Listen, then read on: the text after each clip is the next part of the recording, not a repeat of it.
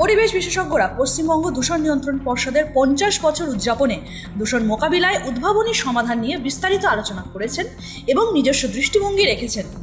অন্যান্য অতিথিদের পাশাপাশি বক্তব্য রাখেন পশ্চিমবঙ্গ দূষণ নিয়ন্ত্রণ পর্ষদের চেয়ারম্যান ডক্টর কল্যাণ রুদ্র। পশ্চিমবঙ্গ দূষণ নিয়ন্ত্রণ পর্ষদের চেয়ারম্যান ডক্টর কল্যাণ রুদ্র বলেন, আমরা যারা পশ্চিমবঙ্গে থাকি তারা বুঝতে পারি জল সংকট কী। বন্যা এবং খরা নিয়ে তিনি বলেন, কেন্দ্র সরকারের কাছে সবসময় খরা নিয়ন্ত্রণ একটি কঠিন চ্যালেঞ্জ। জলের যেমন একটা বিজ্ঞান আছে, তেমন রাজনীতি আছে, অর্থনীতি আছে। স্বাধীনতা পরবর্তী সময় জলবন্টন ব্যবস্থার চ্যালেঞ্জ হলো বর্ষার জলকে সংরক্ষণ করে শুখা মরশুমের জন্য ব্যবহার করা। কোনো জায়গার গড় বৃষ্টিপাতের চেয়ে 26% কম বৃষ্টিপাত হলে তাহলে সেটিকে আমরা খরা বলি। এছাড়াও আর কি কি তিনি বললেন শুনে নিন আপনারা। প্রত্যেকবার এনভায়রনমেন্ট ডেতে একটা থিম থাকে। এবার হচ্ছে land restoration, ডেজার্টিফিকেশন and drought resilience. This is becoming increasing challenge even in India. আমি এই ছবিটা গত বছর রাজস্থানে তুলেছিলাম। আমরা বেঙ্গল ডেল্টায় যারা থাকি তারা আমরা বুঝতে পারি না হোয়াট ইজ ওয়াটার ক্রাইসিস। আমার সহকর্মী রাজেশ কুমার, তিনি রাজস্থানের লোক, he understand what is water crisis. নোনা লোডস্টার হ্যাড বিন আমেরিকান হিস্টোরিয়ান। উনি তার একটা বই লিখেছিলেন রিভার্স অফ এম্পায়ার। তাতে উনি লিখছেন water is important to him who does not have it. Bengal delta, এখানে কিছু ছাত্রছাত্রী কুচবিহার থেকে এসছে, আজ সকালে এসে ওরা পৌঁছেছে, বোধহয় কোথাও বসে আছে। সেখানে 2600 মিলিমিটার বৃষ্টি হয়। আবার রাজস্থানে এটা 200 মিলিমিটার। এই যে অবস্থাটা, এটা ইন্ডিয়ান জিওগ্রাফির একটা rule of the nature. Extreme temporal and spatial inequality of rainfall creates two types of hydrological extremes. একটা হচ্ছে flood, which may affect Bengal delta, Bihar, particularly Kosi valley, আসামের চেয়ারম্যান এখানে আছে, আসাম ভ্যালি। কিন্তু large part of India may be drought affected. ফল government of ইন্ডিয়ার কাছে সব সময় drought management is a serious challenge. Flood prone area যদি আইডেন্টিফাই করা যায়, it may be about 15% of the total geographical area of the country. While একটা severe drought হলে 2/3 of the country may be affected. যেটা লাস্টবার হয়েছিল 2002 সালে। আমার মনে আছে তখন দেশজোড়া ইলেকশন ক্যাম্পেইন চলছে। আদবানিজি তখন একটা ইলেকশন ক্যাম্পেইনে গেছেন।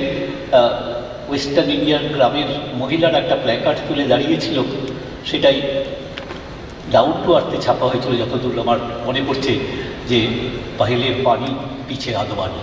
ফলে ওয়াটারের যেমন একটা সায়েন্স আছে, ওয়াটারের একটা পলিটিক্স আছে, ওয়াটারের একটা ইকোনমিক্স আছে। Challenge of water management in India during post independence এরা, সেটা হচ্ছে কি, the water manager has always pious intention of storing the monsoon water and transfer it to the non-monsoon season. অর্থাৎ বর্ষার জলটাকে সংরক্ষণ করে শুখা মরশুমের জন্য ব্যবহার করা। This is pious intention. এইটা আমাদের এজ ওল্ড কালচার ছিল। এজ ওল্ড কালচার দেখবেন যে পুরনো জমিদাররাও দিঘি পুকুরে জল সংরক্ষণ করাটাকে পুণ্যের কাজ মনে করতেন। এই নিয়ে ভারতবর্ষের অনেক বই লেখা হয়েছে। কিন্তু স্বাধীনতা উত্তরকালে পুরো ব্যবস্থাটা বদলাতে আরম্ভ করলো। যখন আমরা দেখলাম যে ড্রাউটটা কি হয়, লং টার্ম যে কোনো জায়গার অ্যাভারেজ রেইনফল, তার থেকে যদি 26% কম রেইনফল হয় তাহলে সেটাকে আমরা ড্রাউট বলি। 26 to 50% reduction of annual rainfall means এটাকে বলা হয় মডারেট ড্রাউট। আর যদি 50%-এর কম হয় তাহলে সেটাকে আমরা বলবো সিভিয়ার ড্রাউট। এইটা যদি মেলাবার চেষ্টা করেন তাহলে কিন্তু এটা পাঞ্জাব, হরিয়ানা বা ওয়েস্টার্ন ইউপির সাথে বেঙ্গল ডেল্টাকে মেলাবার চেষ্টা করবেন না। Bengal delta has plenty of water, not only from rainfall, it is the outlet of, professor Subrata Basu যা বলছিলেন, two mighty river system Ganga and Brahmaputra. তারা প্রায় 17 লক্ষ স্কোয়ার কিলোমিটার একটা huge catchment, Himalayan catchment includes thing, তারা স্নোমেল্ট ওয়াটার অ্যান্ড রেইন ওয়াটারকে carry forward করে।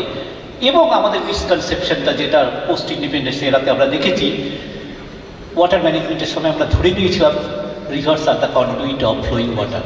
Hamilton লিখেছিলেন যে Bardhaman ranks first in agricultural productivity in the country followed by Tanjore. লক্ষ্য করে দেখুন দুটোই flood prone area.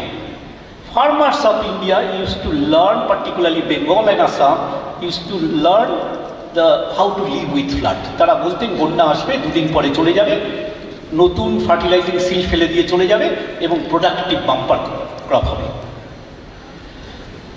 British colonial rulers had a misconception. তারা ভাবলো we need to achieve freedom from flood. First river which was tamed was Damodar.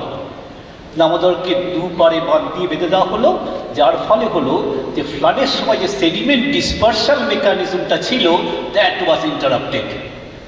From north Bengal down to Sundarban সমস্ত নদীগুলো দুপারে আস্তে আস্তে এমব্যাঙ্কমেন্ট তৈরি হলো। আমি যে কথাটা বলার চেষ্টা করবো, আমি খুব সংক্ষিপ্ত আকারে বলার চেষ্টা করবো। এই ম্যাপটাকে দেখুন, এই ম্যাপটা 2000-এর যে ভয়ঙ্কর দেশ জোড়া খরা হয়েছিল তার উপর বেস করে। তাতে দেখা যাচ্ছে মোর দেন 70% এরিয়া ওয়াজ ড্রাউট এফেক্টেড। দুটো জিনিস দেখা হয়, শুধু ইভাপোরেশন অ্যান্ড রেইনফলের রিলেশনশিপটা দেখা হয়, কতটা জল পড়লো আর কতটা জল ইভাপোরেট করে উঠে গেল। এই দুয়ের একটা ইন্ডেক্স বের করা হয় যেটাকে বলা SPEI ইন্ডেক্স।